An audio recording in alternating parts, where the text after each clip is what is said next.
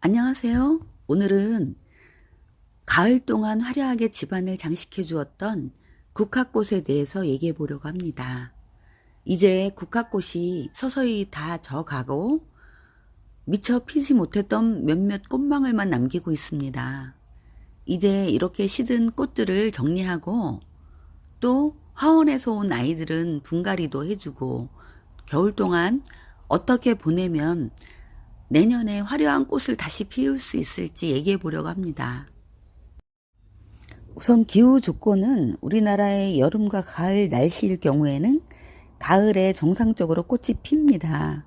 개화 시기는 8월 말쯤부터 11월 사이에 필 수 있다고 하네요. 생육 적정 온도는 15도에서 20도라고 하고요. 꽃눈 분화 온도는 18도가 적절하다고 합니다. 낮의 길이가 12시간 이하로 되는 단일 식물인데요. 즉 밤의 길이가 12시간에서 14시간 정도 길어지면 꽃눈 분화가 이루어진다고 합니다.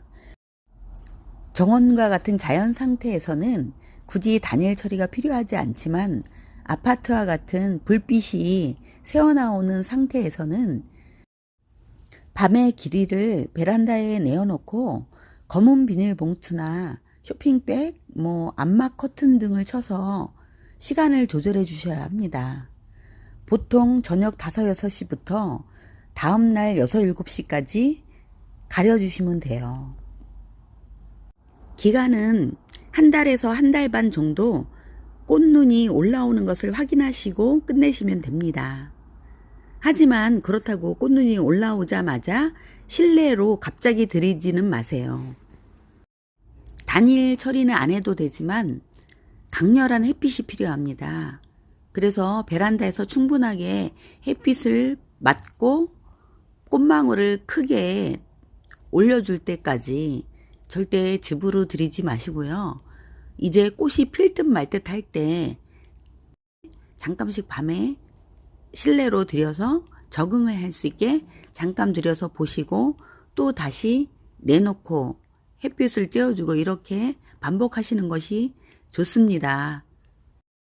꽃이 이제 활짝 피게 되면 강렬한 햇빛을 피해 주시고 오히려 실내에 들여주시는 시간을 길게 해주세요. 그리고 시든 꽃이 생기면 바로바로 잘라주시고요. 꽃망울도 너무 많으면 조금씩 솎아주세요. 그러면 피어있는 꽃도 오래가고 꽃망울도 커지게 됩니다. 꽃이 피고 진 가지는 가지치기와 순짓기도 해주시면 좋습니다.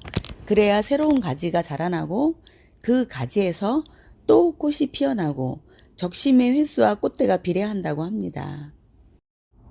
모든 꽃이 지고 나면 화원에서 와서 뿌리를 제대로 털지 않은 아이들이 있다면 뿌리를 제대로 털어서 분갈이를 해주세요.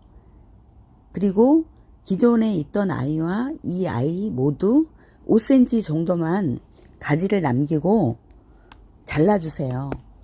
그렇게 해서 베란다 한쪽 구석에 밀어놨다가 물은 죽지 않을 정도로 뿌리가 마르지 않을 정도로 가끔 주시는데요. 한 보름에 한 번이나 20일에 한 번 정도면 그리고 조금씩만 주시면 됩니다. 그렇게 뿌리가 마르지 않을 정도로 주시면 되고요. 베란다 월동 온도는 최저 5도 이상을 맞춰주시면 됩니다. 이렇게 월동을 겪어야 이듬해에 꽃이 피는데요. 국화는 뿌리가 죽지 않으면 그 이듬해 2, 3월에 다시 싹이 올라옵니다. 겨울 동안 자라난 새싹을 동지화라고 하는데요.